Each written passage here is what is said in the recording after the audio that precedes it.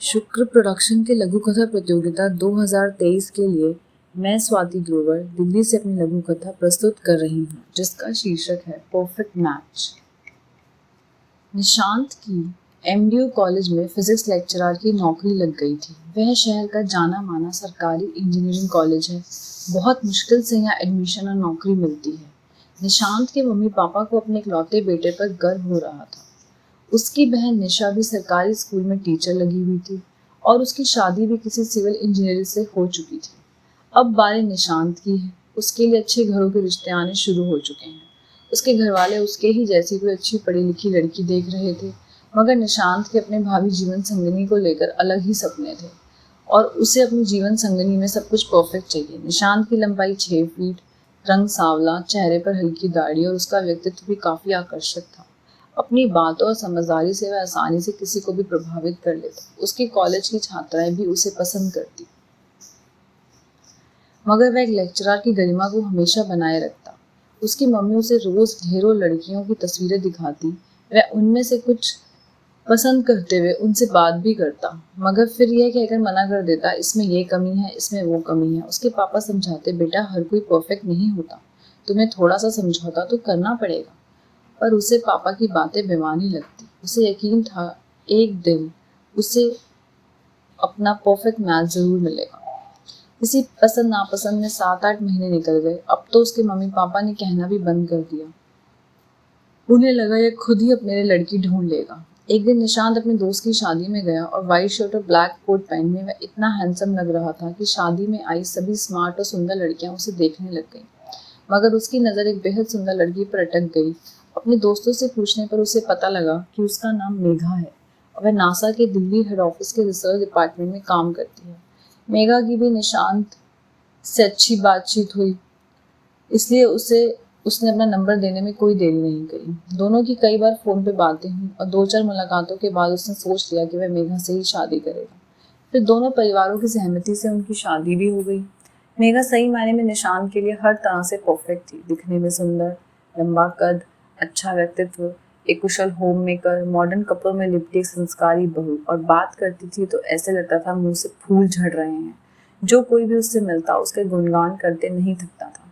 उसके mummy papa और बहन मेघा से बहुत खुश थे। अब तो निशांत को अपनी पसंद पर गर्व होने लगा था। शादी के बाद के 6 महीने तो अच्छे से गुजर गए, मगर जब एक दिन निशांत मेघा को अपने कॉलेज के किसी फंक्शन में लेकर गया तो वहाँ कॉलेज कमेटी के मेंबर उसके नासा के अनुभव और व्यक्तित्व से ऐसे प्रभावित हुए कि उसे क्लास में व्याख्यान देने के लिए आमंत्रित किया गया और उसने सभी स्टूडेंट्स का दिल भी जीत लिया। अब तो निशांत के कॉलेज में मेघा का आना जाना शुरू हो गया।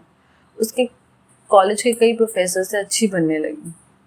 सब उसे लकी मैन कहने लगे। शुरू में निशांत को ये सब अच्छा लगा, पर बाद में उसे अजीब लगने लगा। घर बाहर हर जगह मेघा ही छाए रहती।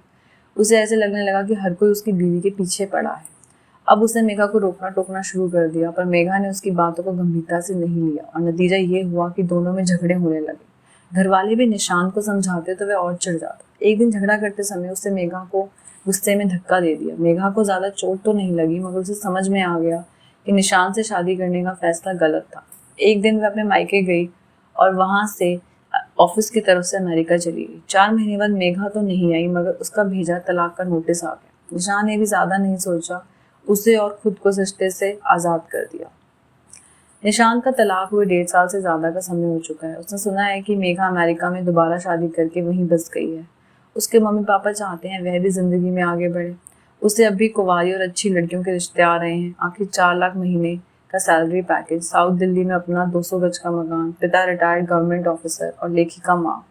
निशांत की तलाशुदा कमी को ढकने के लिए काफ़ी है। उसकी बहन ने अपनी सहेली प्रीति का रिश्ता उसके लिए भेजा है, जिसकी उम्र 29 साल है। वह सरकारी स्कूल में कंप्यूटर टीचर है। दिखने में भी सुंदर और बातों से संस्कारों की खुशबू आती है। और उसके माता पिता भी अपनी बेटी की पहली शादी को धूमधाम से करने के लिए उत्सुक हैं। निशांत ने इस रिश्ते के बारे में सोचने के लिए कुछ दिन का समय मांगा। वह एक हफ्ते बाद कॉलेज की कोई वर्कशॉप में शामिल होने के लिए कानपुर गया। वहाँ उसकी मुलाकात स्नेहा से हुई। सावली, सलोनी, समझदार और पेशे से ट्रांसलेटर स्नेहा से मिलकर उसे अच्छा लगा।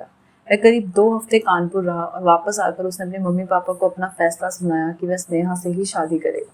उसकी बहन बोल पड़ी, लेकिन भाई वह तो विधवा है, दिखने में भी ठीक ही है, दूसरा वह गरीब घर की है। अपने साथ कुछ लाएगी भी नहीं, और कानपुर से आएगी तो नई नौकरी पता नहीं मिलेगी भी या नहीं। मेरी सहेली प्रीति आपके लिए पूरी तरह से परफेक्ट है, तभी तो मुझे उससे शादी नहीं करनी।